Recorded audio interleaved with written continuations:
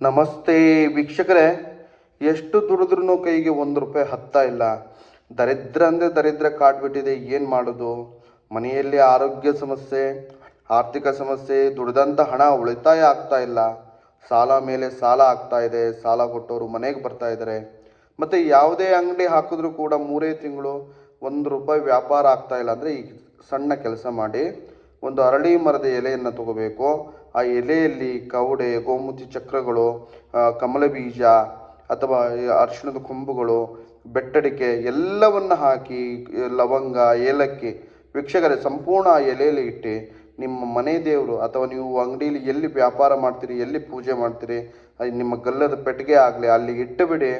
ನಿಮ್ಮ ಆರ್ಥಿಕ ಸಮಸ್ಯೆ, ಆರೋಗ್ಯ ಸಮಸ್ಯೆ ಅಥವಾ ನಿಮ್ಮ ಸಾಲ ಬಾಧೆ ಅಥವಾ ನಿಮ್ಮ ಮನಸ್ಸಿಗೆ ನೆಮ್ಮದಿ ಇಲ್ಲ, ಅಂದ್ಕೊಂಡಿರೋ ಕೆಲಸ ಯಾವುದೂ ಆಗ್ತಾ ಇಲ್ಲ ಅಂದರೆ ಸಂಪೂರ್ಣವಾಗಿ ಪರಿಹಾರ ಆಗುತ್ತೆ. ನಿಮ್ಮ ದರಿದ್ರತನ ಹೋಗುತ್ತೆ ವೀಕ್ಷಕರೇ. ದರಿದ್ರತನ ಹೋಗಿ ನಿಮ್ಮ ಅದೃಷ್ಟನೇ ಚೇಂಜ್ ಆಗುತ್ತೆ. ಈ ಒಂದು ತಂತ್ರ ನೀವು ಮಾಡೋದ್ರಿಂದ ವೀಕ್ಷಕರೇ ನೆಗ್ಲೆಕ್ಟ್ ಮಾಡಬೇಡಿ. ಜೀವನದಲ್ಲಿ ಉದ್ಧಾರ ಆಗಬೇಕು ಅಂದರೆ ಈ ಒಂದು ತಂತ್ರ ಮಾಡಿ, ನಿಮ್ಮ ಜೀವನನೇ ಚೇಂಜ್ ಆಗುತ್ತೆ. ಮಾಡಿ. ನಮಸ್ಕಾರ.